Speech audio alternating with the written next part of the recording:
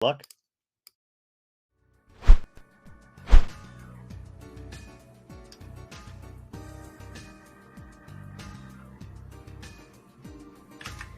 Hello everyone, my name is Rena, and today we are going to be exploring the depths of Sintracorp through Yuppie Psycho. Now, before we actually start time, I'm gonna get right to the chase. We have some stuff to do. So, let's get on it. We're gonna be showing off one of the main glitches of this game. Now, when you load a save, any save, there's a small frame where there's a small time window where you can interact with the world around you. Now, what we want to do when we are interacting, usually we're going to be getting elevator buttons, which is what I'm going to be trying to get in here. This is a pretty small window, so don't be worried if I don't get it immediately. And we're going to be using these elevator buttons for quite a few things throughout the run. Oh no. It's taken a hot second. Don't worry, usually this one's the hardest one. I don't know why it's the hardest one. It's the same window every time, but this is the hardest one.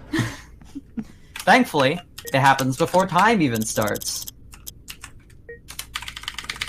There we go. Now we're gonna hit R and not escape, because that doesn't close the menu. Head on out. And now we can actually get ready to get the timer started. So, countdown. 3, 2, 1, go. Now, what was all that about?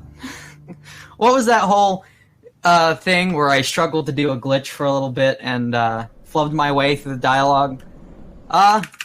Well, as we're gonna see here, normally this elevator appears closed, but for some reason, bringing the elevator buttons into this room, since it persists in the background of the game, it's open. We don't have to talk to anyone. No intro. But the intro skip doesn't stop here. One side effect of entering this elevator without properly starting the cutscene is we get this music instead of the intended music. We can just chill out for a little bit and we get I guess appropriate elevator music as the ooh spooky title screen flashes by. Now, as you wait and as we come up to the hard part of intro skip, I guess I'll give some lore. We play as Brian Pasternak. We have been hired by Sintracorp. For why? We don't know. I guess we'll find out. So, we come up here to sign the contract and I guess spoilers, accidentally sign up to be a witch hunter, but Brian doesn't know that just yet. I don't know how, but now it's time to start on the meat of intro skip. We're going to be getting elevator buttons again and doing something very specific. I'll explain it all once it's all done.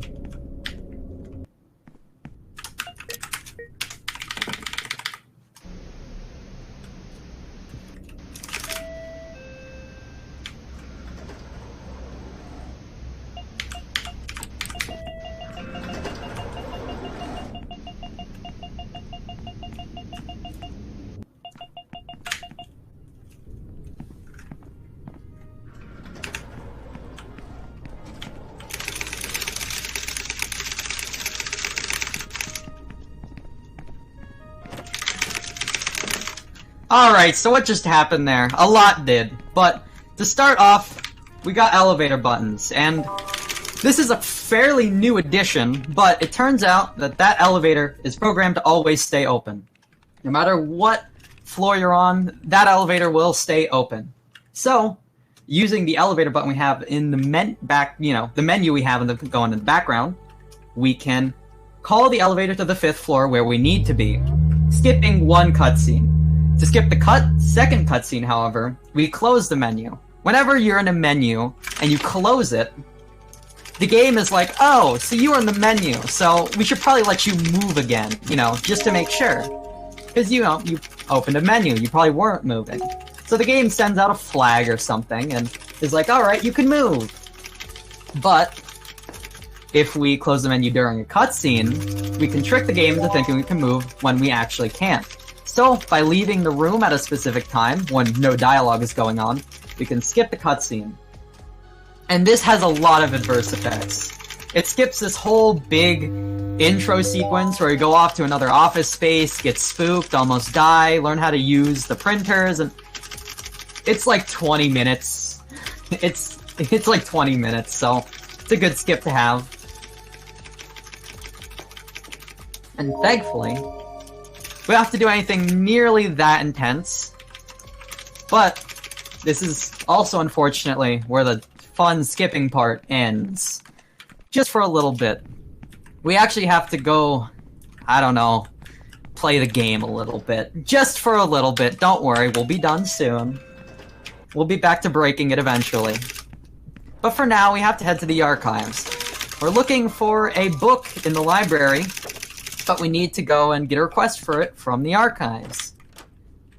So, we get to show off the normal parts of this run, which is mostly good movement, good menuing, and just knowing what to do.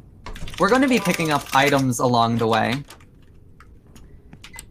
And those are going to be good for later in the run. We do need, I believe, 4 pencils, 3 ink cartridges total, or it might be 2 ink cartridges total, and 3 witch papers total, along with all of the mandatory quest items and whatnot.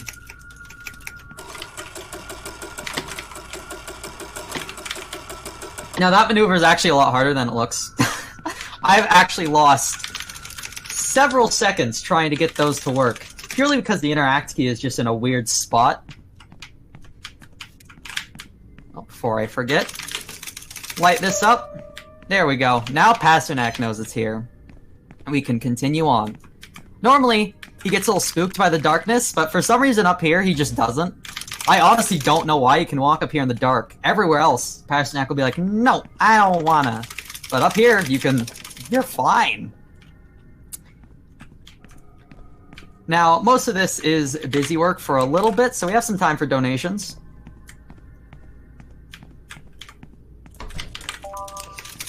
We unfortunately don't have any donations right now, but please, anyone who is around and enjoying what we do, even if you can't donate, give us a follow. We very much appreciate it.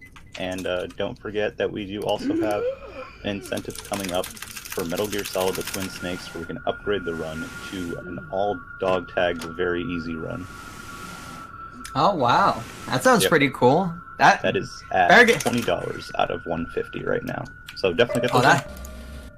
That is a shame. Y'all better get on that. That sounds sick. Well, as we are out of donations, we're gonna go grab this tape over here. You can move at very weird times in this game. I don't know why, but basically whenever there isn't a dialogue box up, the game seems pretty amicable to having you move. Now, menuing, what I just attempted to do there. It's actually fairly simple in this game. If you used up all the item, or you haven't selected an item yet, like that, the menu will stay unselected. You can press down to end up in the top right corner, or right, to end up in the top left corner. And from there you can make your way to whatever thing you want. So a lot of this game, on top of movement, is just knowing where things are in your inventory. I want to say hi to Hugo! He's gonna turn out the lights on us. Alright, that's the only meaningful thing he's going to do to us. Not because he's not gonna try, but because we're gonna miss all of his triggers. Sorry, Hugo. Oh, fun. That's actually pretty bad, but that's okay. We'll be fine. We grab the backup soda.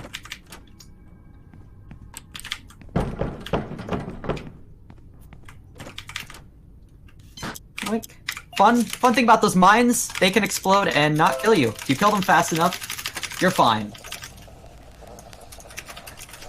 Now get a spooky moment here.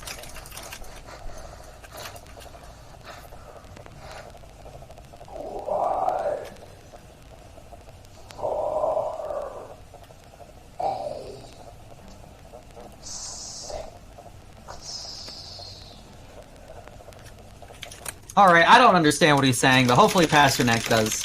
Cool. And we're gonna drink our soda here pretty quickly. Having health in this run is actually fairly important due to a very, very big skip we do later on in the run, where we break the game completely. Don't worry, we'll get there. For now, though, we have some more downtime as we head out of the archives, because Sintra pulls us away. How fun is that? Sintra is the bane of our existence in this run. She ruins everything. Not only does she pull us away for the longest cutscenes in the game, but she is the biggest source of RNG in the run, can just eat up multiple minutes if she so desires, and ruin all of your hopes and dreams for world record. It's happened multiple times. It's great. But we'll get there when we get there. I'll talk about it when we get there. For now, though, we do have to hand this over to Sintra and sit through this nice, wonderfully long cutscene, which I guess gives me some time to bring up text. For a while, until essentially a few days ago, text was our worst nightmare in this game, because we did not know how it worked.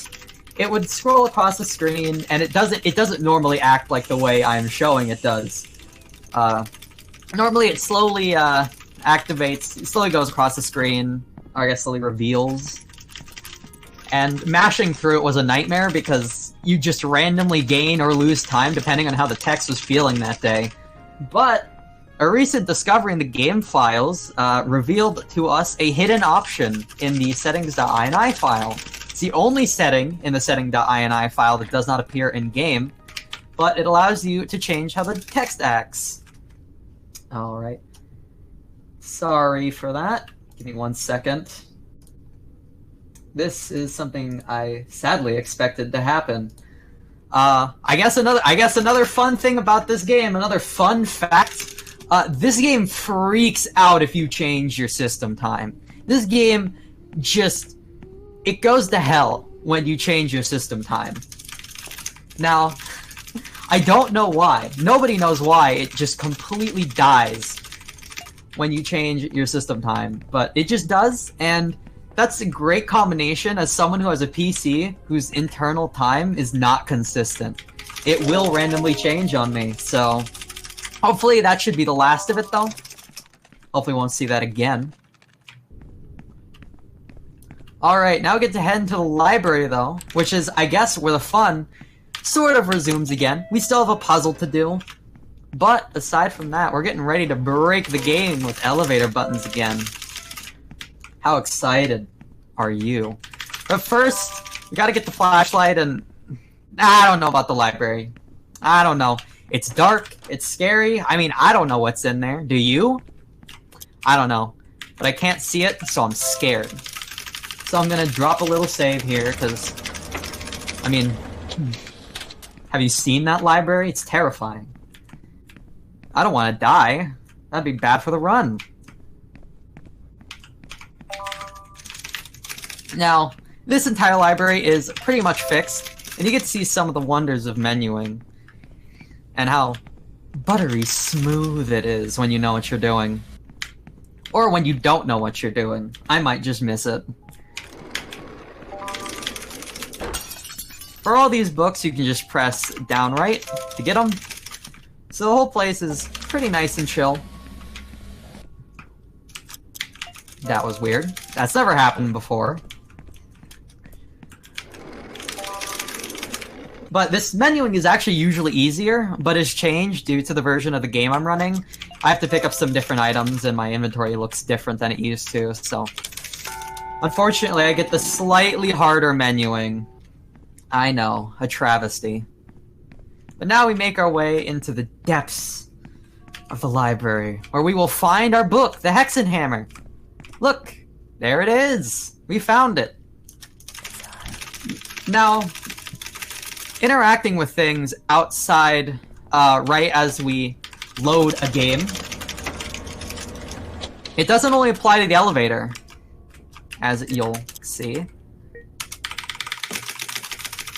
Alright, we just skipped an entire boss. We basically warped the Hex and Hammer into a different save by picking it up. It's pretty good. And I forgot to do a save. No, not the seconds.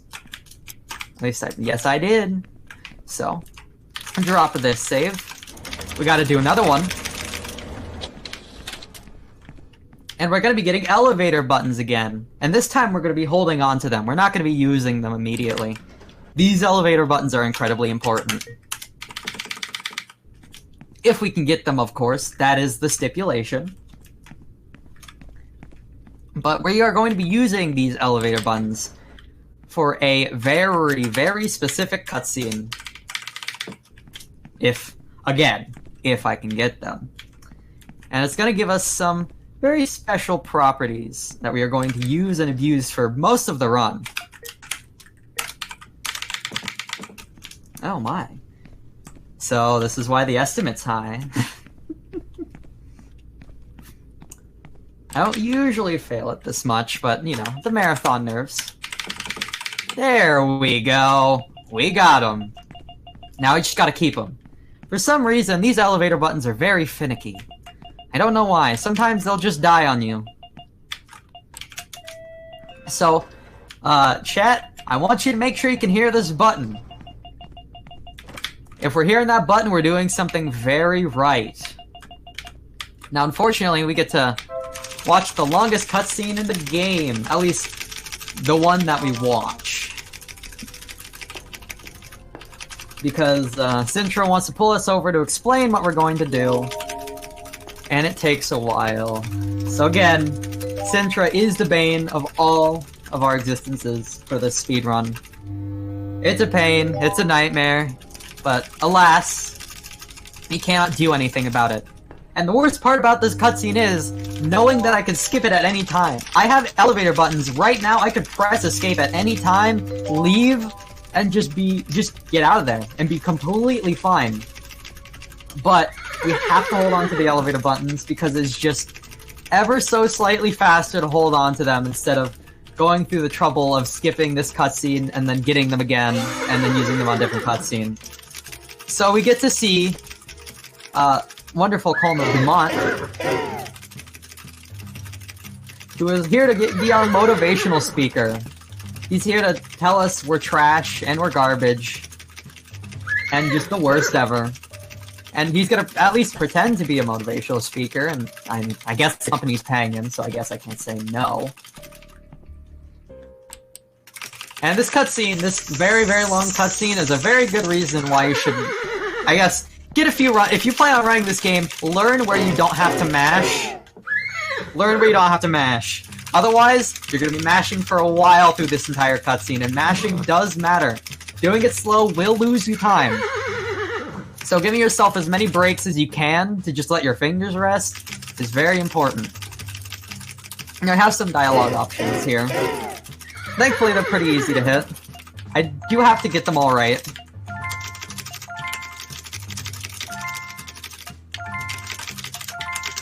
Otherwise, it opens up more text boxes as Dumont literally takes money away from us. And of course, opening up text boxes is bad because it's more time. Alright. My fingers. They're spared for a little bit. We have a little bit more dialogue to go through. As we retrieve our suitcase. To be fair, the run would be over if we had accidentally left our suitcase there. So thank you, Hugo. We still got him. We're mostly in the gold, we just have to not lose them for a little bit longer, and we will be okay. We want to get some sleeping pills from our coworker here for a later puzzle that unfortunately we cannot skip. And we can head on down to floor 4 to meet our best friend, Kate. Now, everyone say hello to Kate. Hi, Kate. Kate's very important. Her cutscene up here is going to give us some very special properties.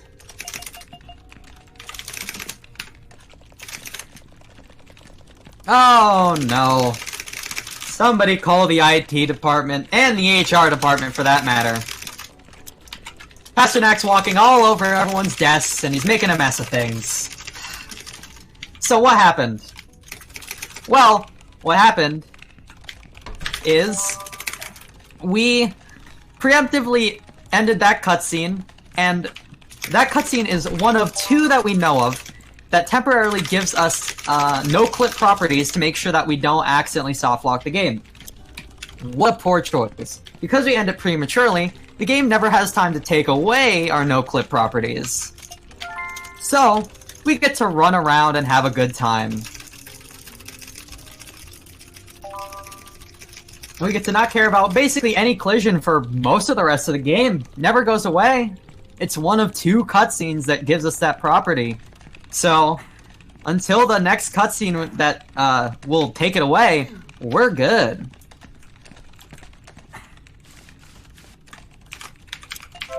Now, I am a little worried here, actually, about health. Are we good? Alright. We'll be fine. We'll be fine. I do have to get something to... Yeah, there we go. There's the backup candy bar. Because we took damage earlier in the run, we do have to grab that candy bar to make sure we're not limping everywhere. And I guess they never just programmed in the fog. Normally you have to, like, get a contract. Basically, like, a whole half the game is dedicated to making it through here, but it doesn't matter. Now we get to do something even more fun. You can open up this menu right as the cutscene ends, even though a new cutscene is supposed to start. So we get to do all this awesome stuff before the cutscene starts. Move this. By the way, if you're squeamish, look away. If you're squeamish, look away.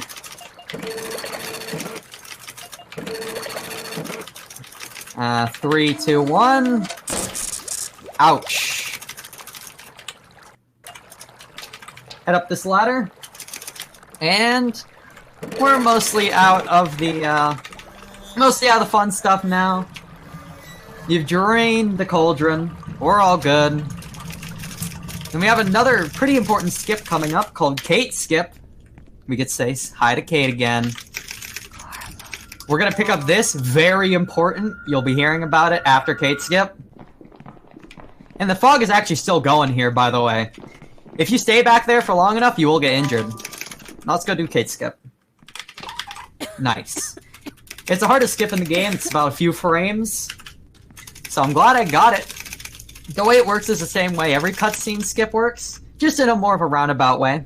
We get elevator buttons by having the elevator button menu and transitioning to a different screen instead of loading a save and getting transitioned out there. We just wait for the cutscene to continue, so we can get elevator buttons in a very roundabout way. And now, as this cutscene starts up, we get to talk about that RNG I mentioned earlier. How excited are you? Are you ready to lose minutes of time? I sure hope you are. We're gonna go into Corvo's PC by using the ID card that we just got. And this is where the trouble starts. We need to get a code in there. We need to get a code from Sintra. Sintra is running away from us, though. And Sintra runs away from us faster than we can run towards her. So, we just gotta hope that she is in a decent spot. There are ways to mitigate it, but not much. Pray! Whoa!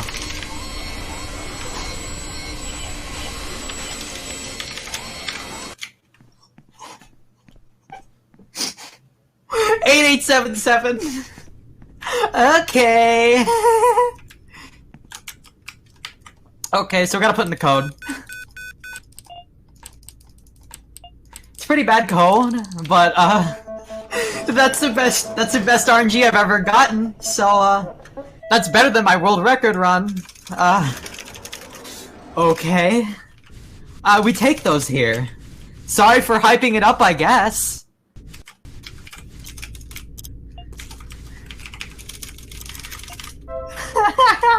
I was not expecting that. So now we gotta grab a key to the in-house graveyards. Yes, we do have an in-company graveyard. It's only for the ruling family, but details. and we get to go rob some graves. Are you excited? Oh, hello. Fortunately, we do have to do this whole segment. If we can find a way to get that key through other means, we'll never have to deal with that RNG ever again. Because we just need this owl. We need this owl to come say hello. So, we are going to go drug the water, as you do. We're gonna run up this railing, make some very specific movements here to get the owl where we want it to as fast as possible. Stand right here and wait for the animation. And then we steal the owl's eyeball. It's ours now. I'm sorry, owl, your eyeball is mine. I'm sure you needed it, but I need it too, and I'm moving faster than you. Sorry. And now we get to rob a grave and pick up some bells, which I'm sure they had a purpose. I'm sure they mean something to the game, but it's all written in simplified Chinese. I don't know what's going on. And we don't use them anyway, so who cares? So, we get to go, of course, we go back into the elevator, through the back entrance, and oh hey, our coworker's here. Turns out it's Hugo's birthday today, and we're throwing a big ol' party. How exciting is that? We get to set up a birthday party for, like, 5 minutes. How excited are you? This is some nice dead air, so if we do have any more donations, let's hear them. Well, I do not have donations, but I do have something relevant here, and that is, if you guys are enjoying the run, and you might maybe want to play the game for yourself, in some form anyway, I just noticed that Yuppie Psycho Executive Edition on Switch is on sale right now. Is $8.33 instead of $16.66 on the US eShop. So could be for sale other places, on other places too. But yeah, if you enjoy what you're seeing, pick it up, get into it. I will probably say this at the end of the run, but we really are skipping a lot of the game. And this is on a pre-executive edition version of the game. So if you are interested in the game, trust me, you're not missing much at all. So we gotta just set up this party. I'm sure it's fun casually, but I guess this is the nice chill time to get your nerves down after getting presumably good RNG. It depends really. And as such, I guess we can go over, yeah, I guess some more menuing. The menuing here is pretty cool, since all the party items are in the same place, just like the books from earlier, so they're pretty easy to get to. Oh yeah, and I guess a soft little thing to mention, if you step in the elevator, because you can step in the elevator over there, if you so desire, you're no-clipped, you don't have to open it. If you do, you will soft lock the game. The game will stop working. You will not be able to progress. But we need to open it anyways, so we gotta get really close to it. Come on, there we go. Nice. So, alright. Hey, buddy, Pasternak. No, you don't want to head in the elevator. No, bad Pasternak. Don't. Okay. So, this lovely gentleman has stopped us from going into the elevator and stop locking ourselves. Thank God. This is not the place you want to throw away your run. So I guess everyone say thank you to this handsome gentleman who just stopped us from soft locking ourselves. And seeing as we were so irresponsible with our out-of-bounds properties, he sees it fit to take them away from us, and I can't blame him. Joke aside, this is the other cutscene that will normally give us out-of-bounds properties. And because we don't skip it, because we can't, because the only way out of this room is, well, soft-locking the game, at the end of the cutscene, it's taken away from us, so no more walking on people's desks. Depressing, I know. And now the party actually starts! Look at him. Happy birthday! So now I get to go through I guess, pretty much more of an elongated cutscene, and oh hey, the IT guy's here. And while we wait, while we chill out, we also get to jam out.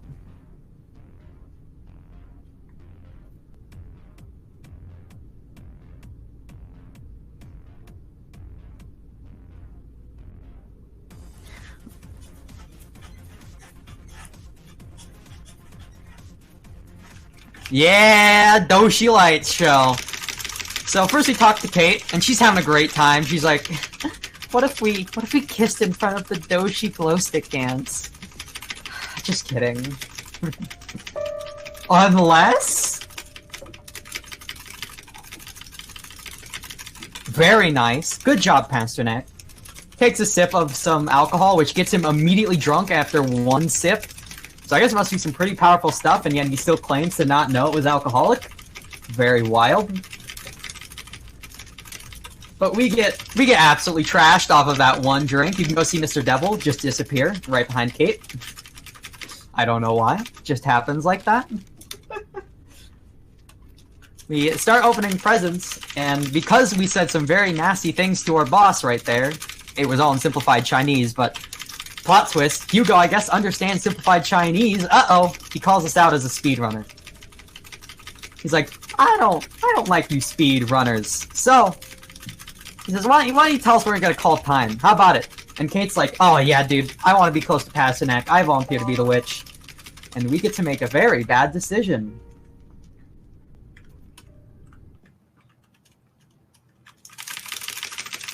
Oops. The witch found us. Ah, heck. Go interact with that elevator. It's broken. Uh-oh. So who else to call but the IT guy, Doshi? How you doing? Uh-oh, your ear is not looking great. Ah, no. That's fine, you'll be fine. You just go fix the elevator. Because, you know, computers and elevators are basically the same thing, right? Oh, hi, witch. And, alright, so, now we get to do this really intense boss fight where you kind of have to, like, balance between looking at Doshi and looking at the witch, because she, like, freezes in place when you, look at her, and and she'll, if she gets too close, she'll attack you, but you have to, we have time for donations! Well, I do not have any donations at the moment. I'd like to remind you that we do have our character bid war coming up for Rolled Out. It's going to be 2 runs from now. And currently, we're looking at Chartreuse the giraffe at $20, Snowcone the chicken at $46, and Morris the rat at nothing. So if you'd like to decide who Helix is going to be playing as in Rolled Out, definitely get your donations in. Yeah, for some reason, that entire boss fight, you stand here and face this direction and you literally cannot get hit. I think there's like maybe one angle where you can still get hit, but it's negligible, and it basically never happens. So you're basically invincible during that entire bit. You can just chill out, get your nerves down. It's a good time. By the way, if anyone has claustrophobia, I am so sorry. This must be just the worst. Just to spring it on you. Now, if you've played this game before, you know that a union worker comes down to save you from this elevator. Now, you can't interact with them too early. I found this out poorly during a run. But if you stand here and interact, if you spam this E key here, and you don't wait for his dialogue, you will, in fact, you will 100% soft lock the game. If you grab his hand before his dialogue starts, the game is over, and you've thrown away your run. And I know this because I threw away a world record to it. Oops. Yes, I am still mad, and yes, I will bring it up every time I run this game in a marathon. I did eventually get world record, though, so there's that. I got retribution eventually, don't worry. Pull out our screwdriver, and we get to walk through the vents for a little bit. Very slowly. Unfortunately, this is not something we can skip. If we were able to keep out of bounds from the party, there's a good chance you'd probably just be able to crawl like in a more optimal route or even sprint over there because we're not in the vent. That would be pretty cool, but alas, Pasternak had to go and throw away our out-of-bounds properties. What a dolt. Thankfully, it doesn't take too long. I don't know, the witch is coming after us, but, you know. We're just here, we're chilling. Don't mind her, she's just having a bad day. Alright, so, we're here. We're into this room. These people are from the USSR, no elaboration needed. They're here to ask us a few questions. So, donation guy, I'm gonna need your help for these questions. I need you to answer as truthfully as possible. 1 to 5, how good has the run been so far? So far, I've been digging it. Alright. I don't know how to rate. I'm bad at rating things. I'm gonna ask chat to rate it because I'm passing the buck here. Oh, I hope it was a 5. I thought that was a 5. That's fine. 5 is fine. 5 is what I was gonna go with anyway. Excellent. How's the marathon been so far? I think we've been doing pretty good. I'll give it a solid 4. Alright, excellent. Now Pasternak's like, why are we answering questions about the marathon? We're doing a speedrun right now. Oh, come on, dude. And thankfully, they get us along our merry way after those 2 questions. Which, those are completely in the game, trust me. You just can't read it because it's simplified Chinese, but those are definitely in the game. And unfortunately, Pasternak has had just a little too much to drink, that being 1 drink. So we pass out, and oh no, everything's still horrible, but other Pasternak is fine, and apparently so is Colonel Dumont. Awesome. Glad to see they're doing okay. At least we have that. Pick up this. Oh, someone knock at the door. Hello? Sorry, on time right now. Oh, hey, Kate's doing alright too. Glad she's just chilling out. Witch is kind of doing a bad job killing people, but hey, it's fine by me. Alright, so, final trick of the run. I know, it's been so long. But it's getting close to saying farewell. We load an earlier save to go get elevator buttons again. Because we're going to be using them once more. Our final use of elevator buttons. It's finally here. Let's see if we can get a first try. That'd be kind of cool. Let's go. We're going to do something that we did at the beginning of the run, an intro skip, by calling the elevator to the 10th floor. Because normally the elevator is out during this entire portion of the game. But, since we have elevator menu out, the game's like, yeah, if you call it, then yeah, it goes there. Yeah, since it's not actually programmed to take into consideration the game state. So, the elevator's nice and open for us. Very cool. We can go say hello to Hugo and listen to his long diatribe about, whatever. Yeah, no. In this dialogue, though, he's gonna fire us because he's not exactly happy with our work, for whatever reason. I couldn't tell you why. But he's not happy, so we just got fired. Oops. Well, I mean, we just got fired, so I guess we gotta go. Time coming up real soon. Sorry, I want to continue the run, but... time. Sorry, got fired. I'd be playing more if I could, but... you heard the man, he's CEO now, so... oops. But that's Yuppie Psycho.